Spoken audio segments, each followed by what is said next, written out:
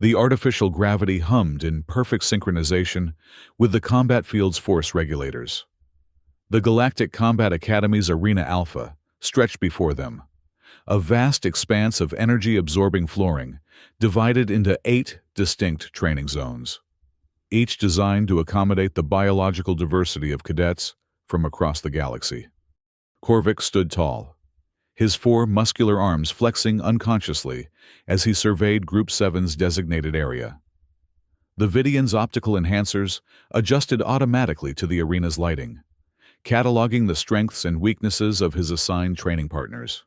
His neural processors, triple the speed of galactic average, categorized each species with practiced efficiency. Dorvian, Krell, Jigzari twins, Zenthi. And what's this? His gaze settled on the small figure sitting cross-legged at the edge of their assigned zone.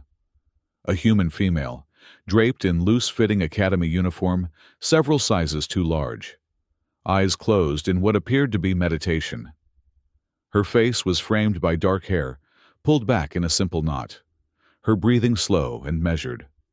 A Deathworlder? In Group 7? Korvik's mandibles clicked in amusement. They must have made an administrative error. The Academy's structure towered around them.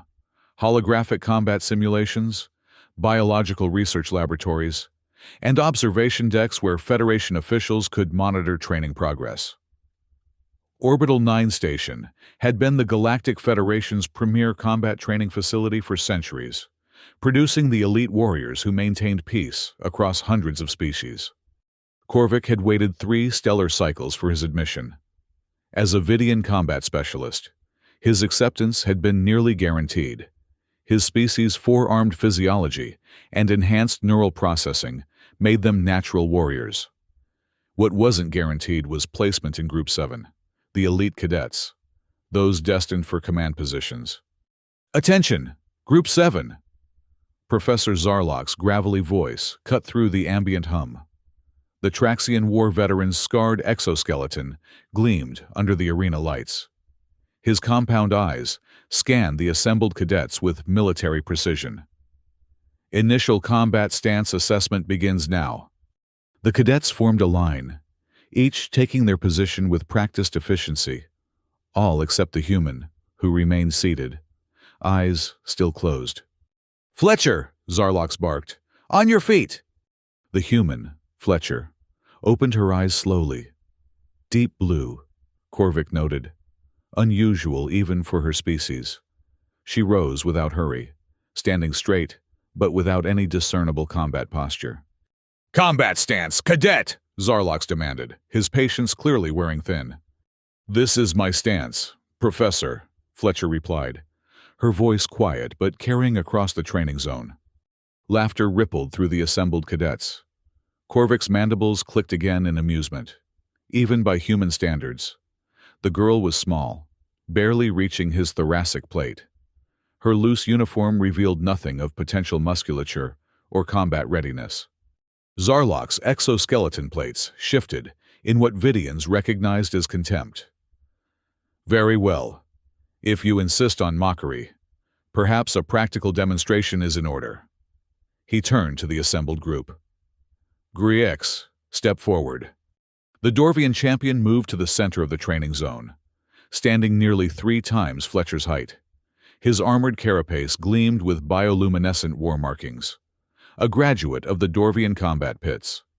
His record spoke for itself, 17 consecutive victories in interspecies combat. "A sparring match," Zarlox announced. "GRX versus Fletcher. Standard yielding rules apply." Korvik watched with growing interest. Interspecies combat always fascinated him, particularly when it involved such mismatched opponents. The human's odds of victory were astronomically low. Her species came from a planet the Federation classified as Deathworld Class 12, but that meant little against GRX's superior strength and armor. "Begin," Zarlox commanded. GRX charged immediately, his armored form a blur of controlled aggression. Fletcher remained motionless, her posture unchanged, eyes fixed on her approaching opponent. What happened next defied Korvik's enhanced perception. As GRX closed the distance, Fletcher shifted her weight, almost imperceptibly, and somehow, impossibly, GRX's momentum carried him past her. The Dorvian stumbled, his balance compromised by some unseen force. Before he could recover, Fletcher had moved. So quickly, Korvic's optical enhancers struggled to track her, and applied minimal pressure to what must have been a neural junction point on GRX's exoskeleton. The Dorvian champion collapsed, his limbs temporarily unresponsive. "Yield!" GRX managed, his voice strained with confusion and shock. The arena fell silent. Zarlok's compound eyes narrowed. "Interesting technique, Fletcher. Care to demonstrate again?" He scanned the assembled cadets. "Korvic, you're next." Korvic stepped forward, a surge of pride flowing through his neural pathways. As a Vidian, he possessed advantages GRX lacked: 4 independently articulated arms, enhanced neural processing, and optical systems capable of tracking high-speed movements. "I won't underestimate you," he told Fletcher as they faced each other in the center of the training zone. Fletcher nodded but said nothing, assuming the same seemingly vulnerable stance. "Begin!" Zarlok commanded. Korvic launched a calculated attack, his forearms moving in perfect coordination, designed to sweep his opponent off balance while maintaining his own center of gravity. It was a technique that had earned him top honors at the Vidian Combat Academy. Fletcher shifted, again, almost imperceptibly, and somehow Korvic found his own momentum used against him. Before he could process what was happening, all 4 of his arms were locked in positions that maximized joint strain while minimizing his leverage. "Yield," he found himself saying, unable to believe his own sensory input. Fletcher released him immediately, stepping back to her original position without comment or celebration. Korvic retreated, his neural processors struggling to analyze what had just happened. No being had ever defeated him so efficiently, so effortlessly. A growing sense of unease replaced his initial confidence.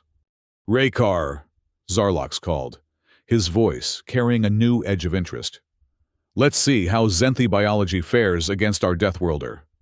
The Zenthi top-ranked warrior stepped forward, his reinforced hide and regenerative capabilities making him one of the Academy's most formidable combatants. Raykar had maintained an undefeated record for 3 consecutive training cycles. "Begin." Raykar attacked with characteristic Zenthi aggression, horned projections forward, claws extended. Fletcher remained still until the last possible moment, then executed a series of minimal movements that somehow redirected Raykar's considerable mass. A precise application of pressure to the Zenthi's shoulder joint, followed by a calculated sweep of his supporting leg, sent Raykar crashing to the training mat. Fletcher applied additional biomechanical pressure to Raykar's leg joint, not enough to cause injury, but sufficient to signal the outcome was decided. "Yield," Raykar growled, humiliation evident in his tone. The assembled cadets erupted in shocked murmurs. Zarlok stood motionless, his compound eyes fixed on Fletcher with newfound evaluation. Korvic slipped away as soon as the training session concluded, making his way to the Federation Biological Library. Using his cadet credentials, he accessed the restricted files on human physiology and Earth's environmental classification. The information challenged everything he thought he knew. Earth, Deathworld Class 12. High gravity environment, 1.3 standard. Extreme climatic variations, 50 degrees C to plus 160 degrees C survivable range.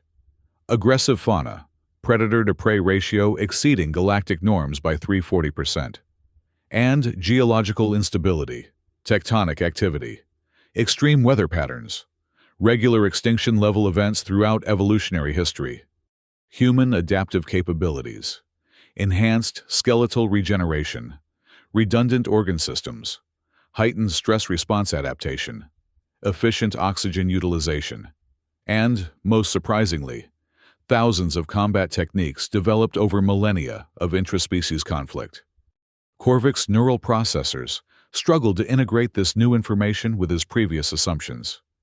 Humans, weren't merely surviving their hostile environment. They had been shaped by it, honed by it. The file mentioned gravitational adaptation combat techniques, developed specifically to maximize efficiency in high-gravity conditions. His perception of Fletcher, of humans in general, underwent a radical shift. What he had initially dismissed as weakness might actually be something else entirely, a different kind of strength, one based not on obvious physical superiority, but on perfect efficiency of movement and energy conservation. He returned to his quarters, his mind racing with questions and a growing sense that his confident worldview had just been fundamentally challenged. The next day, tension permeated Arena Alpha. Word of Fletcher's victories had spread throughout the academy. Korvik noticed other training groups pausing their exercises to observe Group 7's session. As they assembled, an urgent communication interrupted the regular training schedule. Professor Zarlok's exoskeleton shifted in what Vidians recognized as alert concern as he received the message through his neural implant. "Attention," Zarlok announced. "We have received word that representatives from the Christian Empire have arrived at Orbital 9 for a diplomatic evaluation. They have requested a demonstration of Federation combat capabilities." Murmurs spread through the assembled cadets. The Christian Empire, a non-Federation power known for their aggressive expansion and militaristic culture, had been engaging in tense border negotiations for decades. The arena's main doors slid open, revealing a delegation of Federation officials accompanying several tall, imposing figures.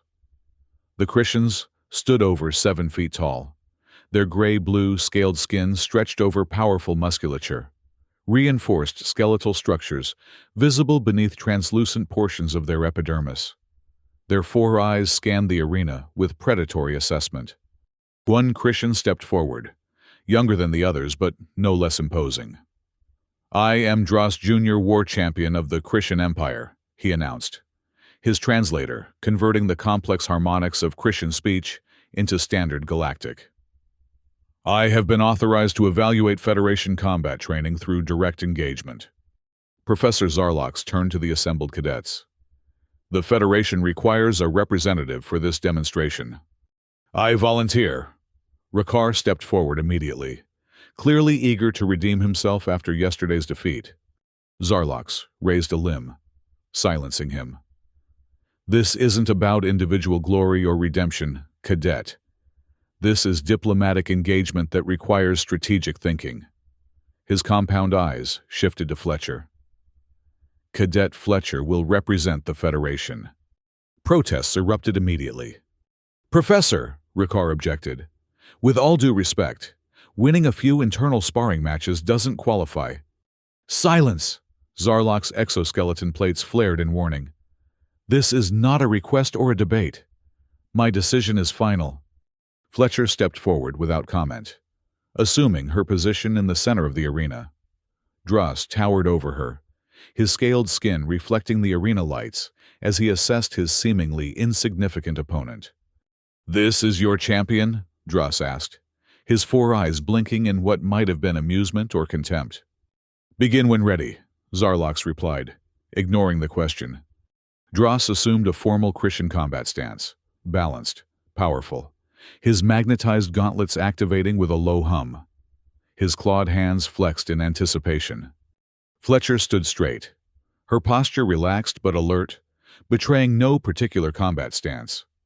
The Christian attacked with frightening speed for his size, a blur of scaled muscle and gleaming claws.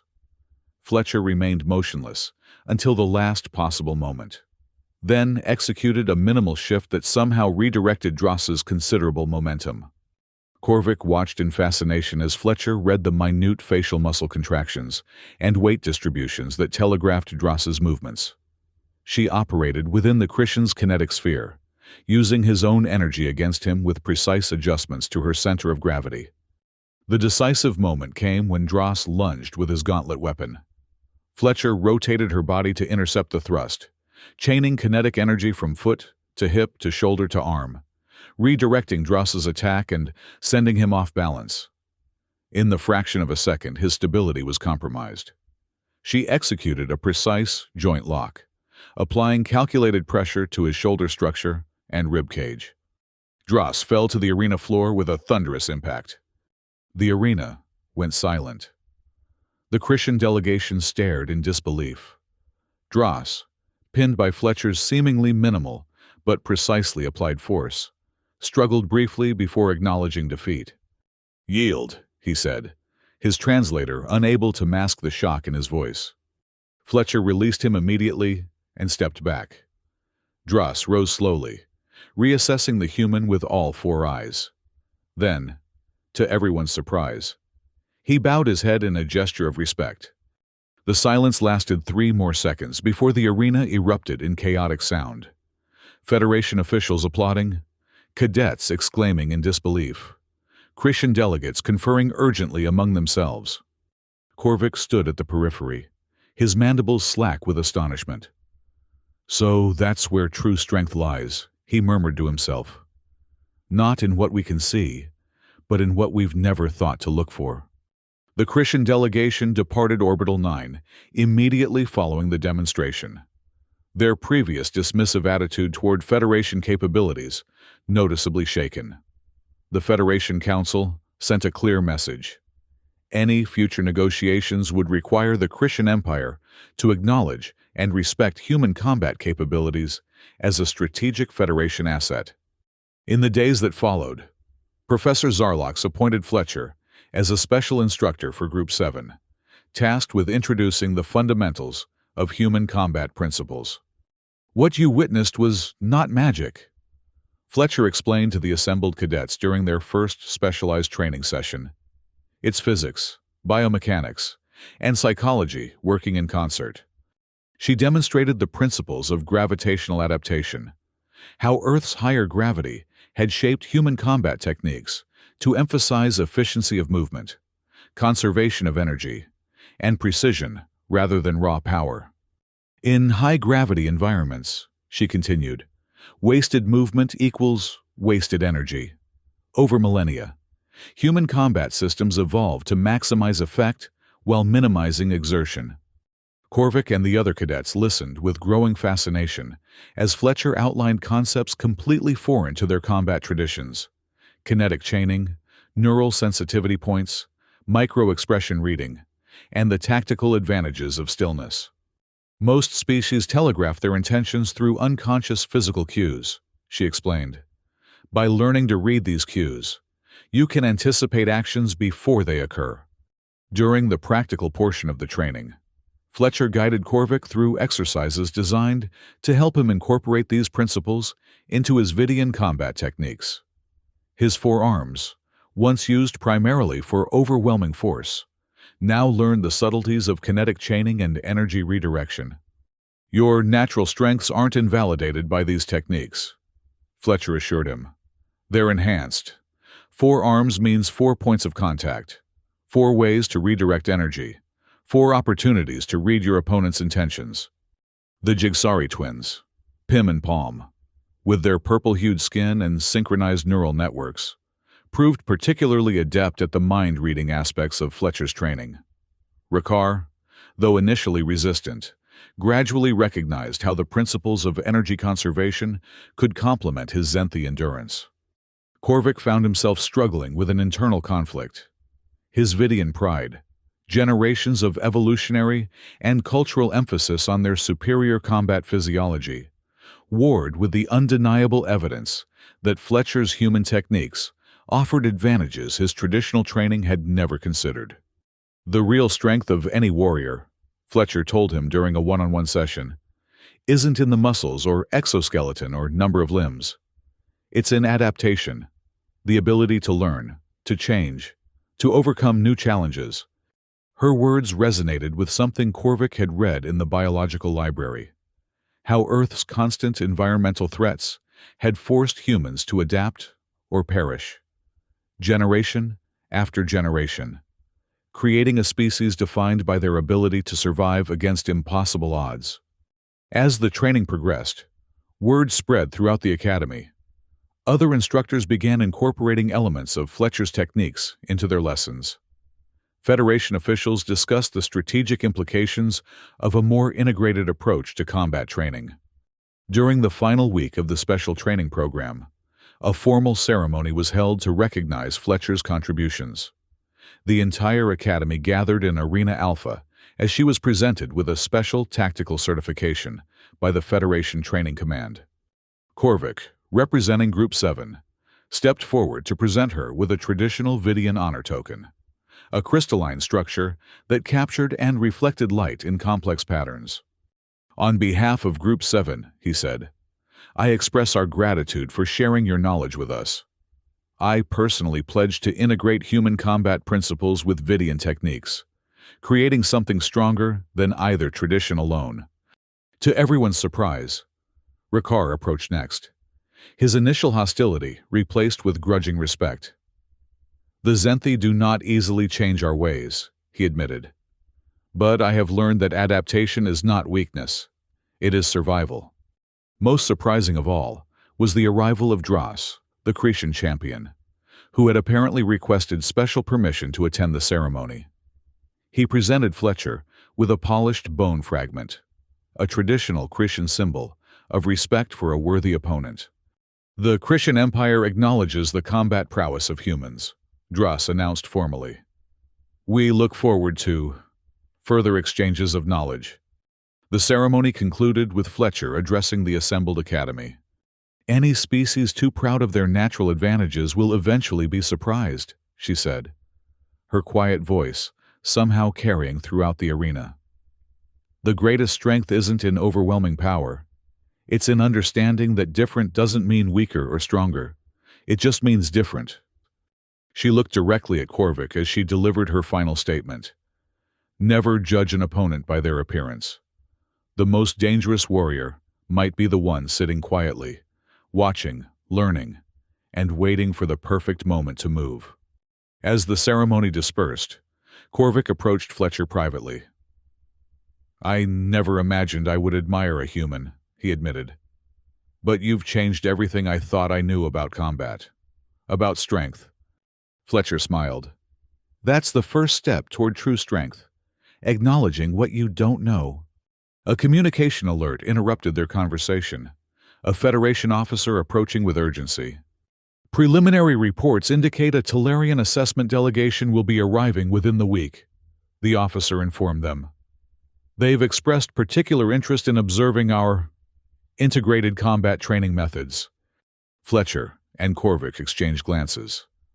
The Talarian hegemony, another non-Federation power, with a reputation for biological warfare and genetic manipulation, would present a different kind of challenge. "Human techniques are just one piece of the puzzle," Fletcher said thoughtfully. "Against the Talarians, we'll need to combine the strengths of all Federation species." Korvik's forearms flexed in what humans might recognize as determination. "Then, we'll show them what we've learned, together." As they walked back toward the training zones, Korvik reflected on how dramatically his perspective had changed in such a short time. From dismissing the quiet Deathworlder girl to recognizing her as perhaps the most formidable warrior he'd ever encountered, his journey mirrored the Federation's own evolving understanding of human potential. The quiet ones, he had learned, were often the most dangerous, not because they hid their strength, but because they understood something fundamental that others missed. True power wasn't about domination, it was about harmony. Not about forcing your will upon the universe, but about understanding how to work within its laws. Fletcher had taught them all that silence wasn't weakness, it was observation. Stillness wasn't hesitation, it was preparation. And adaptation wasn't surrender, it was evolution. As news of the approaching Talarian delegation spread through Orbital 9, Korvik felt something he hadn't expected: confidence.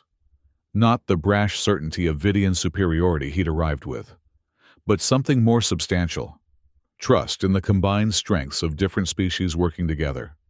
The quiet Deathworlder girl had changed everything. In the training zone ahead, Fletcher was already demonstrating a new technique to an eager group of cadets from multiple species. Her movements were minimal, efficient, deadly in their precision. "The secret," Korvik heard her saying, "is not to fight against gravity, but to make it work for you." A fitting metaphor, he thought, for what she had taught them all, not to fight against their differences, but to make them work together. The Talarians might come with their biological weapons and genetic manipulations, but they would find something unexpected waiting for them. A federation that had learned to combine the evolutionary advantages of hundreds of species into something greater than the sum of its parts. And it had all started with a Deathworlder girl who sat quietly in combat class. Then beat their best warrior without moving. Korvik woke before the artificial dawn cycle began in the academy quarters. His 4 arms moved through the Vidian meditation sequence, a ritual his ancestors had performed for countless generations. But today, he incorporated elements of human stillness techniques Fletcher had taught him, finding his neural pathways surprisingly responsive to the hybrid approach. The past 3 weeks had transformed Group 7. What had begun as specialized training for a single unit had expanded into an academy-wide revolution in combat philosophy. Federation officials now regularly observed their sessions, taking notes and engaging in hushed conversations about strategic implications. As he made his way to Arena Alpha for morning training, Korvik passed several other cadets practicing Fletcher's techniques in the corridors. A Trexian attempting the gravitational shifting stance, a pair of Valorians working on kinetic chaining exercises. The quiet Deathworlder's influence had spread like a benevolent contagion throughout Orbital 9. "Korvik!" Fletcher's voice caught his attention as he entered the arena. She stood with Professor Zarlox, reviewing holographic combat scenarios. "Join us." He approached, noting how different Fletcher appeared now from their first encounter. Her confidence had always been present, but now it was visible to everyone, not as aggression or dominance, but as calm certainty. "The Talarians arrive tomorrow," Zarlox informed him, his exoskeleton plates shifting in what Korvik had learned to recognize as concern. "Their delegation includes biological assessment specialists. They're coming to evaluate our combat techniques," Fletcher explained, "but also to analyze our biological diversity. The Talarians view genetics as their primary weapon." Korvik processed this information. "They want to identify weaknesses." "Precisely," Zarlox confirmed. "Which is why today's demonstration is crucial. We need to show them something unexpected, something that combines multiple species' strengths in ways their genetic analysis can't easily categorize or counter." Fletcher nodded. "We've selected you to lead Group 7 in a synchronized demonstration of integrated combat techniques." Pride surged through Korvik's neural pathways, tempered by the humility Fletcher had taught him. "I'm honored. What's our objective?" "To demonstrate that Federation combat capability exceeds the sum of our individual biological advantages," Zarlox explained. "The Talarians believe they can counter any species by targeting specific genetic weaknesses. We need to show them that our integrated approach transcends purely biological limitations." The day passed in intensive preparation. Group 7, now expanded to include representatives from 12 different species, worked to synchronize their movements and techniques into a seamless demonstration of cooperative combat efficiency. G-Ryrex, the Dorvian champion who had first fallen to Fletcher's techniques, now incorporated her gravitational principles into his armored fighting style. The Jigsari twins, Pim and Palm, had developed a neural synchronization technique that allowed them to anticipate and counter attacks with uncanny precision. Rikar had modified his Zenthi endurance fighting to include energy conservation principles, making his already formidable stamina virtually inexhaustible. Korvik himself had perhaps changed the most.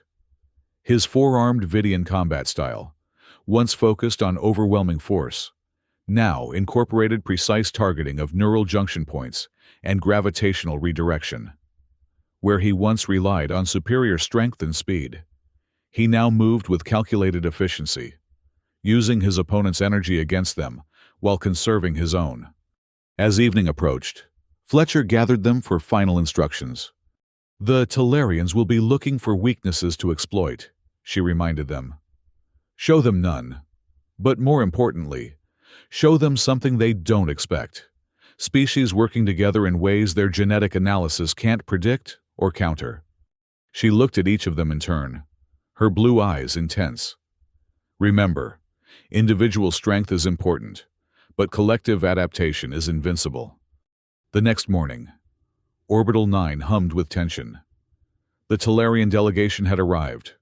Tall, pale beings with symmetrical features too perfect to have evolved naturally. Their uniformity spoke of generations of genetic self-manipulation, their species having long ago decided that diversity was inefficient and had engineered themselves toward a singular ideal. Arena Alpha had been transformed for the demonstration. Federation officials occupied the observation decks, joined by diplomatic representatives from dozens of member worlds. The Talarian delegation sat in a specially designated area, their identical faces revealing nothing as they watched the proceedings with clinical detachment. Professor Zarlox addressed the assembled gathering. "Today, we demonstrate the Federation's approach to combat training, not as isolated techniques, but as an integrated system that combines the evolutionary advantages of multiple species with tactical innovations developed across our shared history." He gestured to the arena floor where Group 7 had assembled. "These cadets represent 12 different species, each with unique biological adaptations. But what you will witness goes beyond biology. It demonstrates how cooperation and integration create something greater than individual capability." The demonstration began with paired combat exercises. Korvik and GRX, demonstrating how Vidian multi-limb coordination could be enhanced by Dorvian armored resilience. The Jigsari twins performed a synchronized neural link combat routine that incorporated elements of Zenthi regenerative techniques, shared by Rakar. Throughout it all, Fletcher moved among them, making subtle adjustments and demonstrating key principles. Though physically smaller than most participants, her presence commanded attention, her movements precise, efficient, deadly in their simplicity. For the finale, all 12 cadets engaged in a choreographed scenario against holographic opponents programmed to exploit species-specific weaknesses. Instead of succumbing to these targeted attacks, the cadets shifted responsibilities seamlessly, each protecting the other's vulnerabilities while maximizing collective strengths. When the holographic opponents finally disappeared, defeated by the unprecedented cooperative display, silence fell over the arena. The head of the Talarian delegation rose slowly. "Impressive choreography," he said, his voice devoid of inflection. "But combat isn't a performance. It's biological reality. Genetics determine capability." Fletcher stepped forward. "With respect, that perspective overlooks something fundamental. Biology provides potential, but adaptation determines survival." The Talarians' perfect features arranged themselves into what might have been skepticism. "Adaptation requires time. Combat doesn't allow for it." "Individual adaptation requires time," Fletcher agreed. "Collective adaptation happens instantly, when diverse strengths work together." She gestured to the assembled cadets. "Each species here evolved under different conditions, developing different strengths. By learning from each other, we transcend individual limitations." The Talarian delegate's eyes narrowed slightly, the first expression Korvik had observed from any of them. "An interesting theory. Perhaps a practical demonstration would be more convincing." "What do you propose?" Zarlox asked, his exoskeleton plates shifting cautiously. "One of our combat specialists against your diverse group," the Talarian replied. "A more realistic scenario." Federation officials conferred urgently before agreeing to the challenge. The Talarian delegation produced their champion, a being physically identical to the others, but moving with the fluid precision of an engineered predator. "This is Nexus," The lead delegate introduced, genetically optimized for combat efficiency. Fletcher conferred quickly with Group 7. They've engineered him to have no obvious weaknesses, she whispered. But that's a weakness itself. He lacks diversity of experience, adaptation to different challenges. She looked at each of them. We'll rotate engagement, each of you demonstrating a different technique. Don't maintain any pattern he can analyze and counter. Constantly shift approaches. The combat began with Nexus displaying frightening efficiency, his movements precise, powerful, seemingly without wasted energy. He engaged GRX first, quickly analyzing and countering the Dorvian's armored fighting style. But as GRX began to falter, Pym and Palm synchronized their neural networks, creating an unpredictable attack pattern that forced Nexus to adapt. When he adjusted to their rhythm, Raykar introduced Zenthi endurance techniques that pushed the pace beyond sustainable levels. Throughout the engagement, Fletcher called rotations and suggested combinations, her tactical awareness guiding their collective response. Korvik, watching for his opportunity, noted how Nexus continually adapted to each new challenge, but each adaptation created a new vulnerability. When his turn came, Korvik employed the hybrid fighting style he'd developed, Vidian multi-limb coordination enhanced by human gravitational principles. His forearms moved in patterns Nexus couldn't predict, targeting neural junction points while redirecting the Talarian's attacks. For a crucial moment, Nexus faltered, his perfect genetics offering no solution to the constantly shifting, collaborative assault. Fletcher seized that moment, entering the combat with minimal movement that somehow placed her exactly where Nexus was most vulnerable. With a precisely applied pressure point technique, she brought the genetically optimized warrior to his knees. The arena erupted in astonished applause.